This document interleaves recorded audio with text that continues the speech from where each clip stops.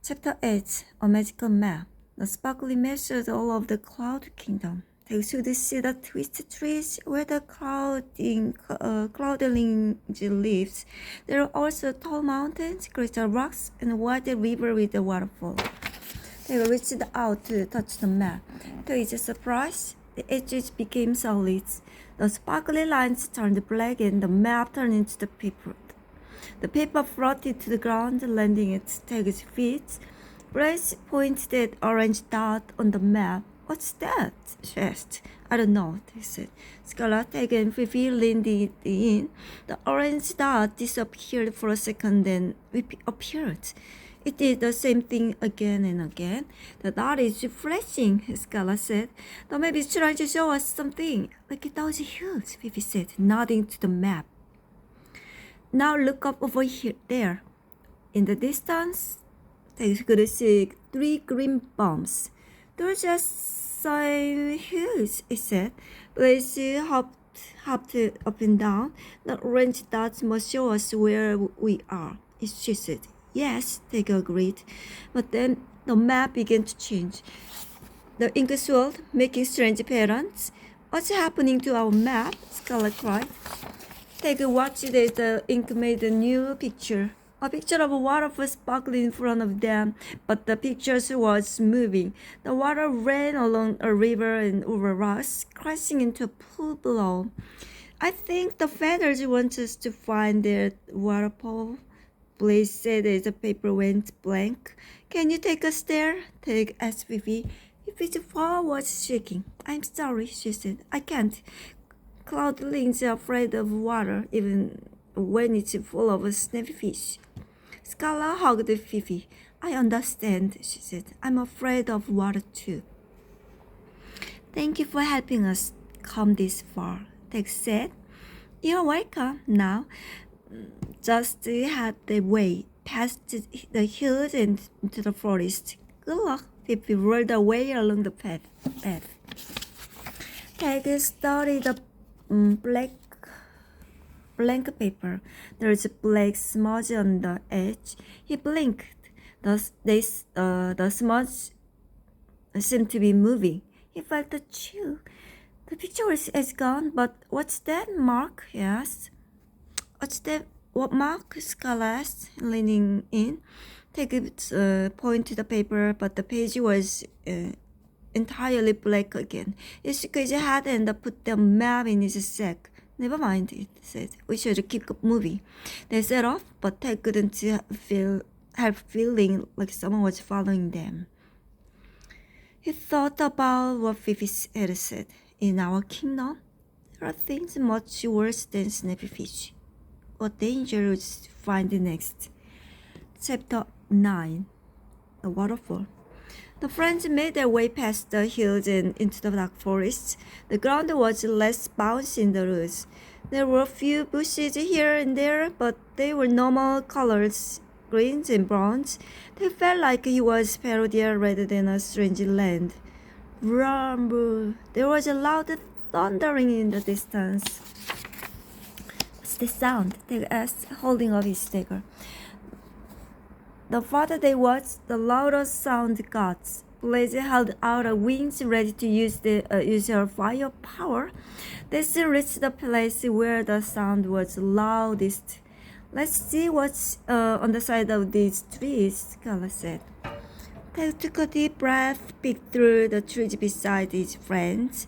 He grinned as he saw what was making the sound. It's a waterfall, Scarlet laughed. The noise of the water was deafening as it crashed over huge rocks. The sound echoed through the trees. This isn't like any waterfall I ever seen before, they said. The water was not clear or blue. It was every color of the rainbow. Red, orange, yellow, green, blue, purple.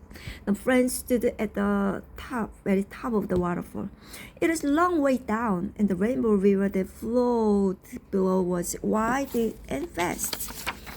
I feel dizzy, Scarlet said as he looked down. He held on to Blaze's feathers. Where are the fire hose? Asked Blaze. I thought they would be here. They pulled the paper from his sack. hoping it would hold the answer. But it was still blank. He handed it to Blaze. As soon as Blaze touched it, swirls of ink appeared on the paper again. It showed the waterfall. 3 small figures were standing beside it now. That's us, Scarlet said, pointing to the 3 figures. The 3 figures moved across the paper toward the waterfall. We have to cross the waterfall, Blaze said. Chapter 10. The Invisible Wall. The friends stared at the rushing water. How can we cross the waterfall? They asked. There is no bridge. We'll have to fly over it, Blaze said. They noticed the dark smudge on the edge of the paper again. What if there is something bad waiting for us on the other side? What if my family is over here? Blaze replied. She gave the paper to Tag, and he tucked it back in his sack. Blaze opened her wings. She took off, so Tag followed. We're right back. They called out to Skylar, who watched from the edge of the water. But as soon as Blaze and Tag got close to the waterfall, a great wind and spray of water pushed them back. They tried again, but it felt like there was an invisible wall holding them back. It's no good, they said, landing back where they had begun. We'll have to find another way. Skylar, Blaze called out. Skylar was nowhere to be seen. Over here, she replied, poking her head out of some bushes a little farther down. I found the secret path behind the waterfall. We should follow it. Are you sure we can do this? They asked. He knew Skylar was terrified of water. Skylar nodded. It may be the only way across. Tag and Blaze followed her through bushes and onto the narrow ledge behind the waterfall. They carefully shuffled along, staying close to the rock wall. A whistling sound filled the air. The wind blew harder and harder. It's strange for the wind to be strong back here, they thought. It's as if someone or something doesn't want to reach the other side. Held onto the Blaze and Skylar so they weren't swept over the waterfall. The water fell faster and heavier beside them. The roar of the water filled the air. Watch out! Blaze shouted.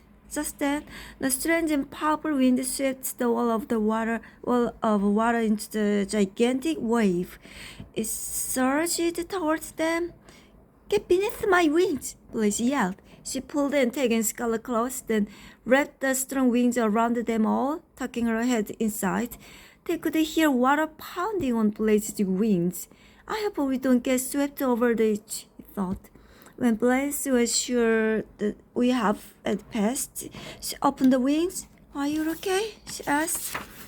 Yes, thank you, said Skylar. Now let's get out of here, Tag said. We're almost through to the other side. Suddenly, a blur of orange, red, and gold burst through the water. Sharp talons swept down and grabbed Blaze. Blaze! Tag and Skylar shouted, but before they could move, Blaze was gone. Chapter 11. The Peacock. Blaze! Skylar shouted at the wall of water. Skylar and Tag were alone at the ledge. What happened? Skylar cried, her fur trembling.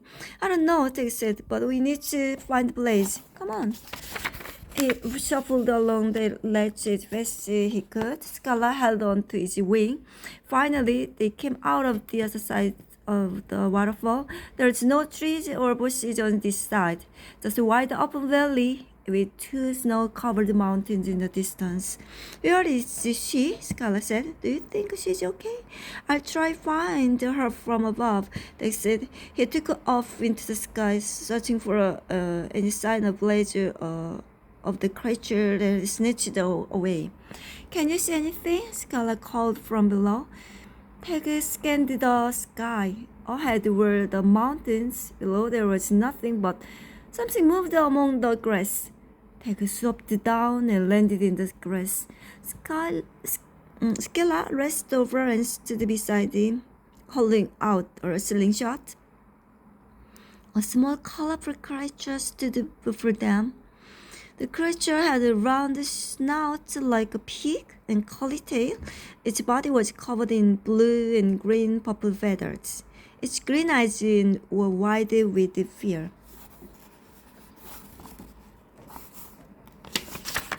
Where is Blaze? Peg asked the creature. What's Blaze? The creature asked. Peg put away its dagger and sighed. I'm Peg, this is Scarla.